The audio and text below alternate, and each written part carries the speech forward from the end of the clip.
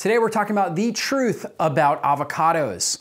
A lot of people may tell you that avocados are not healthy because they're high in fat. And that's actually what I heard growing up in the 90s because we were in the low fat craze. And so everybody said, well, you want to stay away from fats. So any sort of plant-based food, even avocados, high in fat, not going to be healthy for us. However, what we know today is that avocados are high in healthy fat, monounsaturated oleic acid, and actually they're loaded with fat-soluble nutrients, and consuming avocados in a salad, for example, actually improves our ability to absorb and utilize nutrients from the other vegetables that we're consuming them with.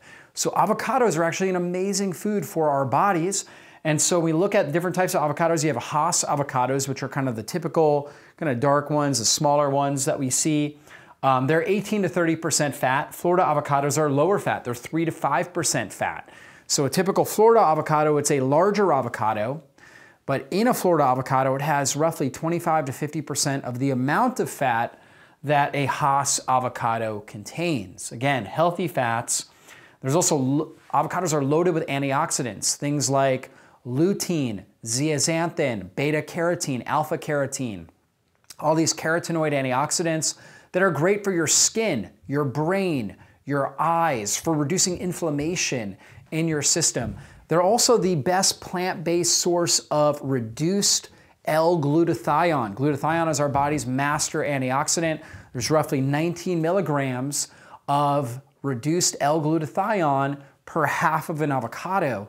So it helps upregulate glutathione in our system, and it actually is a natural source of glutathione that helps reduce inflammation and helps balance our immune system. So our immune system is more specific at targeting pathogens, bad stuff, getting rid of bad stuff, but doesn't target our own self tissue. So the more balanced we are with glutathione, the more balanced our immune system is. So avocados are high in that.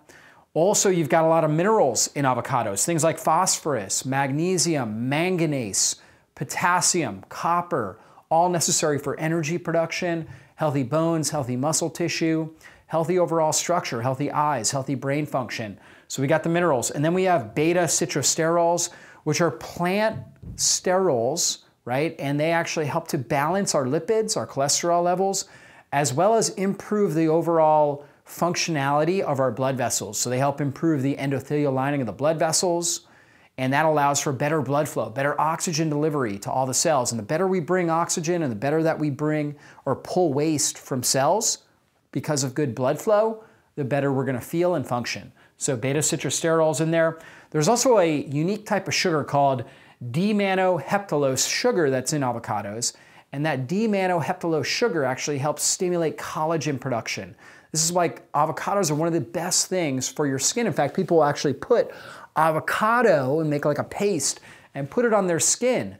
So the skin, the D-manoheptulose, as well as the alpha beta carotenoids, the lutein, zeaxanthin, all kind of seep into the skin and kind of get a direct effect. But consuming avocados, actually eating them, is going to really give us great benefits for overall skin health and collagen production. Collagen is needed for healthy joints, healthy gut lining. We also need it for healthy nails, healthy hair, and healthy immune system, right? So super critical for all of those, and healthy bones.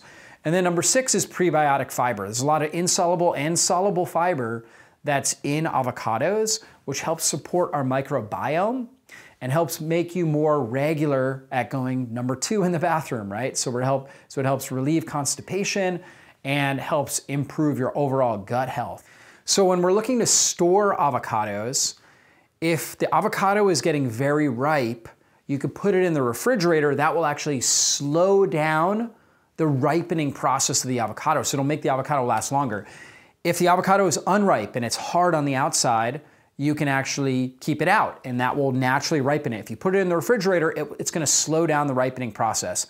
So depending on when you wanna consume the avocado, that's gonna tell you basically, should you refrigerate it or should you not? If it's very ripe, make sure you refrigerate it. If it's not ripe, don't refrigerate it. So that way, once it starts to ripen, it will be ready to consume.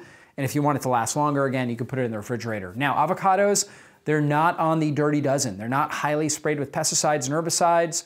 So should you get it organic? I mean, ideally, there's probably going to be some benefit to getting it organic, but it's not one of the foods, one of the produce items that you definitely need to get organic. So you're going to be fine using a non-organic variety of avocado.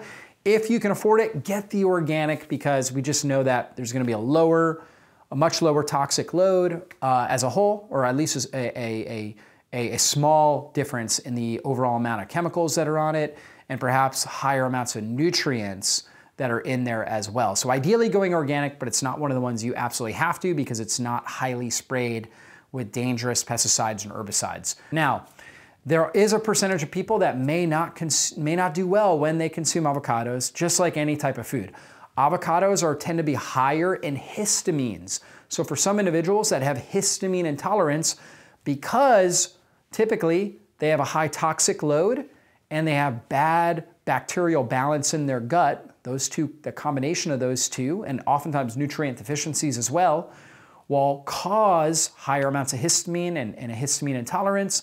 Those individuals may not feel well when they consume avocados. Also, some individuals just have an allergy or sensitivity to avocados. So if you're one of those individuals, you may want to avoid or reduce your consumption of avocados. It's roughly somewhere around 5% of the population that doesn't feel as good when they're consuming avocados. But for 19 out of 20 people, they actually consume those avocados. It helps balance their blood sugar, helps support healthy insulin levels.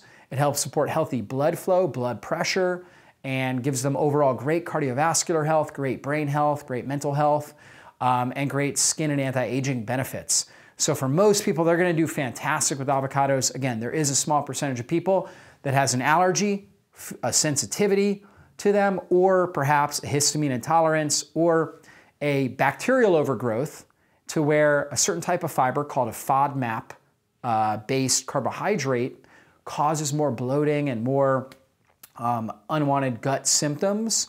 For those individuals, they want to reduce their consumption or avoid altogether the avocados, ideally getting to the root cause of some of those issues, correcting them, and then reintroducing avocado later so they can get a lot of these great health benefits by digesting it properly, consuming it, and not having unwanted symptoms when you're consuming it. So hopefully you guys enjoyed this video. Please share it with anybody that you know and you care about, and we'll see you guys in a future video training.